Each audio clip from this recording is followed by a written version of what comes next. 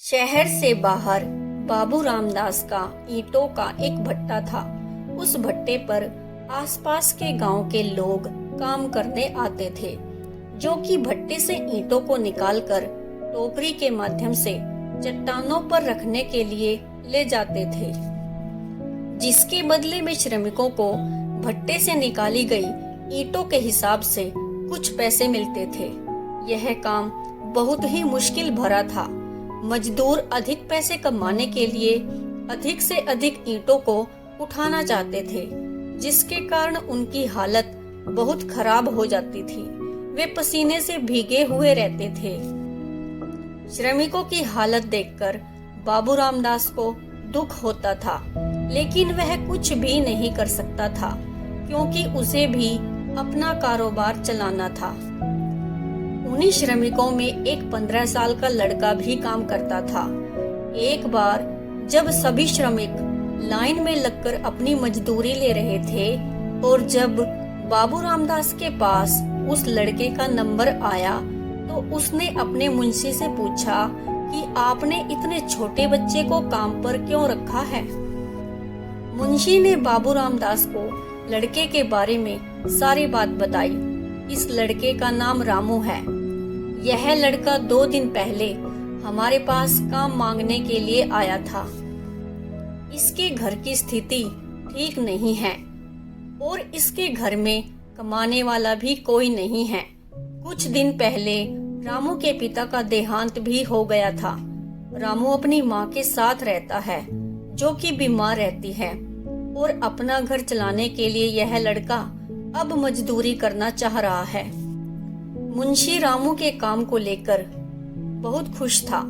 रामू किसी से बात नहीं करता था, वह बस अपने काम में लगा रहता था। एक दिन किसी गांव में चोरी होती है। चोर लूटे हुए खजाने को लेकर अधिक दूर तक भाग न सके, जिसके कारण वे लूटे हुए खजाने को ईंट के भट्टे में छिपा देते हैं। और अगले दिन होली का त्योहार था, जिसके कारण उस भट्टे पर मजदूर काम करने के लिए नहीं आए थे, लेकिन रामू अकेले ईंटों को निकालकर चट्टान पर रख रहा था। अचानक रामू की नजर छिपाए हुए खजाने पर पड़ती है, जिसे देखकर रामू घबरा जाता है। रामू दौड़ते हुए मुंशी से मिलने के लिए जाता है, लेकिन मुंशी भी वहां से जा चुका होता है। उसे भट्टे पर और कोई व्यक्ति भी नहीं मिलता है। रामू उस बैग को अपने साथ घर ले जाता है। घर पहुंचकर अपनी माँ को सारी बात बताता है। उसकी माँ कहती है, बेटा, कल तुम इस बैग को मुंशी को दे देना। हमें इस तरह के पैसों को लेने का कोई अधिकार नहीं है।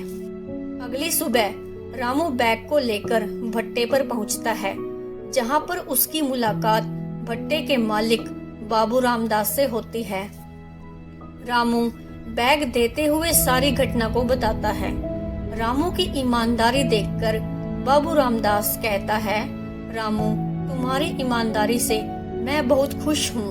अब तुम कल से भट्टे पर काम करने नहीं आओगे, बल्कि तुम अपनी पढ़ाई करोगे। बाबू रामदास ने अपने मुंशी से कहा, रामू का दाखिला किसी अच्छे स्कूल में करवा दो तथा उसकी माँ और रामू के खाने पीने की व्यवस्था भी कर दो। इस तरह से रामू को उसकी ईमानदारी की बदौलत उसे एक नई उड़ान मिल गई। इस कहानी से हमें यह सीख मिलती है कि मेहनत और ईमानदारी के साथ किया गया काम एक दिन रंग जरूर लाता है। Thanks for watching.